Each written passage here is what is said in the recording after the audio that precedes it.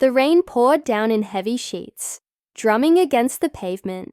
As she stood there, shivering, clutching her swollen belly, Sarah had never felt so alone in her life. Just days ago, she had a home, a job, and a man she thought would stand by her side forever. But life had a cruel way of taking everything in an instant. Her fiancé, the man she had trusted with her heart, had walked out the moment he found out she was pregnant. No explanation, no remorse, just cold, heartless abandonment. And as if fate wanted to push her further into despair, she lost her job the very next day. The company she had dedicated years of her life to decided they no longer needed her services. Now, she was homeless, jobless, and expecting a child she had no idea how to take care of. She pulled her coat tighter around her, but it did little to fight off the biting cold. Her stomach rumbled. She hadn't eaten all day. She glanced at the small cafe across the street, the warm glow of the lights spilling onto the wet pavement. She had just a few dollars left, barely enough to buy anything. But the hunger gnawed at her insides. Taking a deep breath, she stepped inside. The warmth of the cafe wrapped around her like a comforting embrace. The smell of fresh coffee and pastries filled the air, making her stomach ache even more. She hesitated near the counter, counting the coins in her palm. Maybe she could afford a small cup of tea, just something to warm her up. "Can I help you?" the cashier asked, her voice polite but indifferent. Sarah opened her mouth to speak, but before she could, she felt a wave of dizziness wash over her. Her vision blurred, and the room spun. She staggered, trying to hold onto the counter, but her body gave in. The last thing she heard before everything went dark was the sound of gasps and hurried footsteps. When she woke up, she was lying on a plush couch, wrapped in a warm blanket. The room around her was unfamiliar, elegant, sophisticated. Large windows overlooked the city skyline, twinkling against the night sky. Confused, she struggled to sit up, her head still heavy. "You're awake!" The deep voice startled her. She turned her head and saw a man standing near the fireplace. He was young, tall, and carried an air of quiet authority. Dressed in a sharp suit, he looked completely out of place in the world she had been struggling to survive in. "Where am I?" she asked, her voice hoarse. "My place," he said simply, walking over to her. "You fainted in the cafe. I had my driver bring you here." Sarah's mind raced. Who was he? Why had he helped her? People didn't just do things like this without expecting something in return. "I should go," she mumbled, trying to push the blanket off. But he held up a hand. "You're in no condition to leave." His voice was firm, but not unkind. "You're pregnant, exhausted, and obviously haven't eaten properly in days. Just rest for now." She wanted to argue, but the truth was, she was too weak to fight. Her pride told her to get up and walk away, but her body betrayed her. He walked over to a nearby table and poured a glass of water, handing it to her. She hesitated before taking it, her fingers trembling slightly. "Why are you helping me?" she asked, her eyes locking onto his. For a moment, he didn't answer. Instead, he studied her as if weighing his words carefully. Then with a small sigh, he finally spoke. "Because I know what it feels like to be abandoned, when you need someone the most." Sarah wasn't expecting that. His words hung in the air, heavy with unspoken pain. For the first time, she really looked at him. Beneath the wealth and power, there was something else, a loneliness, a story untold. A strange silence settled between them. She didn't know who he was or why their paths had crossed. But one thing was certain. Her life had just taken a turn she never saw coming. And little did she know, this was just the beginning. Sarah's fingers tightened around the glass of water as she studied the man before her. There was something unreadable in his expression, something guarded. He had saved her. But why? Wealthy men like him didn't go around rescuing pregnant women off the streets. She hesitated before asking. "Who are you?" The man exhaled lightly, then took a seat in the armchair across from her. "Ethan Carter." He paused, then added, "You probably don't know me." He was right. The name didn't ring a bell, but judging by his home, the sleek furniture, the city skyline visible through floor-to-ceiling windows, he was clearly someone important. Sarah shifted uncomfortably. "Why would someone like you help someone like me?" Ethan's jaw tensed, slightly, as if he was debating how much to reveal. Then, after a moment, he leaned back, his gaze flickering to the fireplace. "Let's just say I know what it feels like to have the ground ripped out from under you." Sarah didn't press. She knew that kind of pain, the kind that made people wary of sharing too much. Instead, she focused on the warmth of the blanket around her shoulders and the softness of the couch beneath her. It had been so long since she'd felt safe. Ethan stood and walked to a cabinet, pulling out a plate of food he had apparently ordered for her earlier. "Eat," he said, setting it down on the coffee table. "You need it." Her stomach clenched at the sight of the meal. Fresh bread, warm soup, a simple but hearty dish. It had been days since she'd had anything more than stale crackers and water. Still, she hesitated. Accepting help felt like accepting defeat. "I don't take charity," she murmured. Ethan's lips pressed together.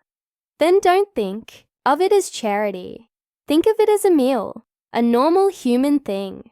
Something about the way he said it made her chest tighten. Slowly she reached out, picking up the spoon. The first taste was heaven, warm, rich, filling. Before she knew it, she had finished the entire plate. When she set it down, she noticed Ethan watching her, not with pity, but curiosity. "So what's your story?" he asked. Sarah exhaled. Where did she even begin? The past few months had been a nightmare. Her fiancé, David, had once promised her the world. He had been charming, attentive, until the moment she told him she was pregnant. His face had gone cold, his excuses pouring out one after another. He wasn't ready, it wasn't the right time, they weren't financially stable, and then he was gone. As if that wasn't enough, she lost her job shortly after. Her employer had been understanding at first, but when she started missing work due to morning sickness, their patience wore thin. "We need someone reliable," they had said. Reliable. As if carrying a life inside her had made her unworthy of a paycheck. Tears threatened to surface, but she blinked them away. "I was engaged. He left when he found out I was pregnant. Then I lost my job." She forced a bitter laugh. "Turns out life doesn't slow down when you're at your lowest." Ethan didn't react right away. His expression remained neutral, but something dark flickered in his eyes.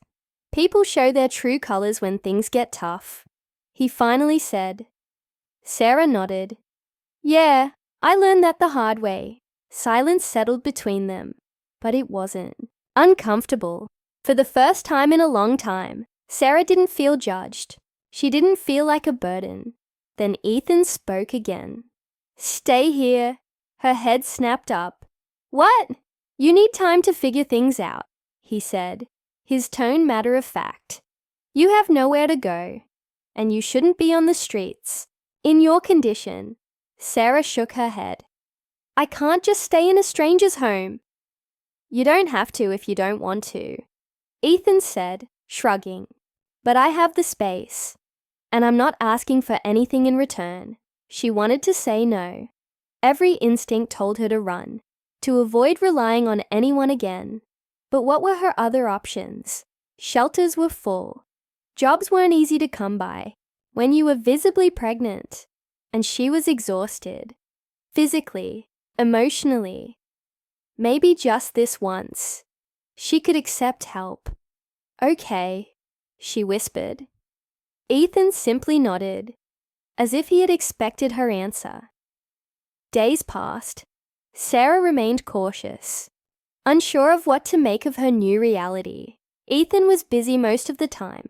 Meetings, phone calls, endless business matters. But he never made her feel unwelcome. If anything, he was distant but considerate, ensuring she had everything she needed, and slowly, a strange rhythm developed. She started helping around the penthouse, not because he asked, but because she felt like she needed to give back. She cleaned up after herself, did small tasks in the kitchen. One evening, she even found herself folding his laundry out of habit, only realizing after the fact how absurd it was. Ethan caught her doing it and raised an eyebrow. You don't have to do that, she shrugged. Old habits, he smirked, slightly. You're going to make me look bad. It was the first time she saw him joke, even if it was subtle, and it caught her off guard how different he seemed in that moment. Less guarded, more human, but as comfortable as things were becoming. Sarah knew reality would catch up to her eventually. She couldn't stay forever. She needed to find a job, a way to support herself before the baby arrived. One night, while Ethan was working late in his office, Sarah sat by the window, staring at the city lights. She had spent so long struggling that she didn't know what to do with this temporary sense of security. But she couldn't rely on him forever. The next morning, she decided to go job hunting. She left a note for Ethan, letting him know she'd be out for a few hours. She wasn't sure why she felt the need to tell him, but something about disappearing without a word didn't sit right with her. She walked into several places, filling out applications, but each rejection felt heavier than the last. Employers saw her belly and hesitated. They asked how long she planned to work before maternity leave. They told her they'd keep her in mind, which was just a polite way of saying no. By the afternoon, frustration weighed on her like a stone. She sat on a park bench, rubbing her belly absent-mindedly. I'm trying, she whispered to her unborn child. I really am. Just. Then her phone buzzed. A text from an unknown number. Where are you? She frowned. Who is this? She typed back. Ethan. She hesitated before replying. I'm just out looking for work. Why? There was a pause. Then another message. Come back. We need to talk. A chill ran through her. Something about those words felt urgent. Had she done something wrong? Was he regretting letting her stay? Her heart pounded as she stood up, her stomach tightening with nerves. She didn't know what was waiting for her back at the penthouse, but something told her, whatever it was going to change everything. Sarah's heart pounded as she hurried back to the penthouse, her mind racing with possibilities. Why did Ethan sound so urgent? Did he change his mind about letting her stay? Was she about to be thrown out again, back into the cold, back into uncertainty? By the time she reached the building, her nerves were a tangled mess. The elevator ride felt like it took forever, the soft ding echoing in the silence as the doors finally slid open. Ethan was waiting in the living room, standing near the window, his back to her. His posture was tense, his hands in his pockets. Something was off. You're back, he said without turning around. You told me to come. She replied cautiously.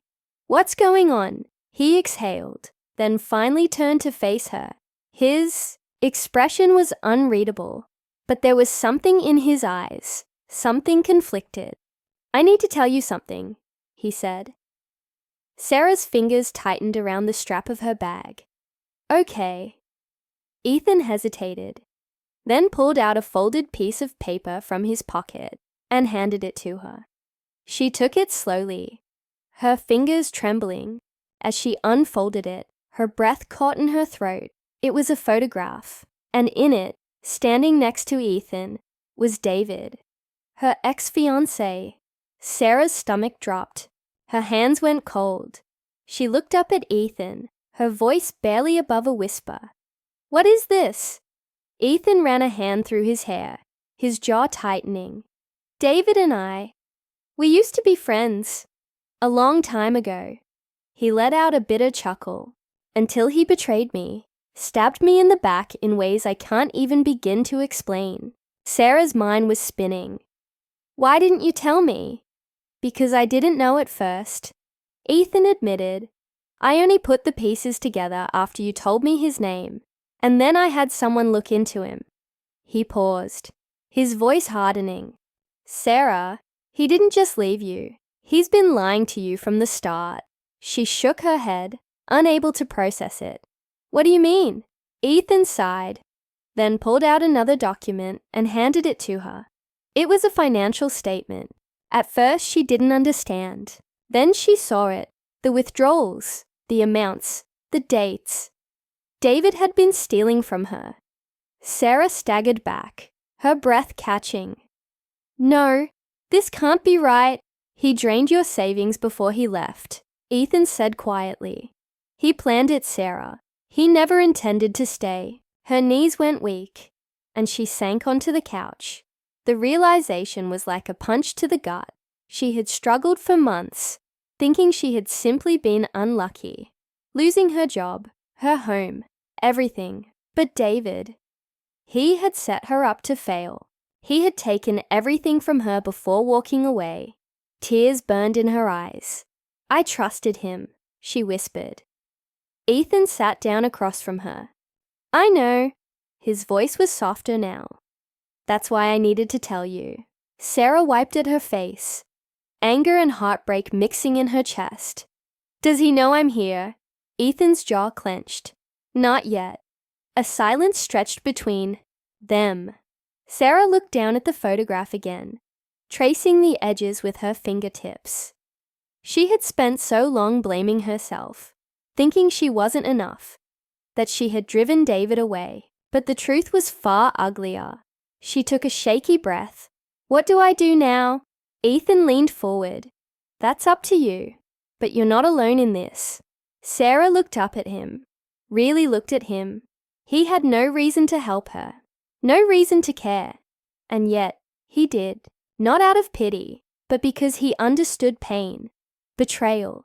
And for the first time in a long time, she didn't feel weak. She felt strong. The next few days were a whirlwind.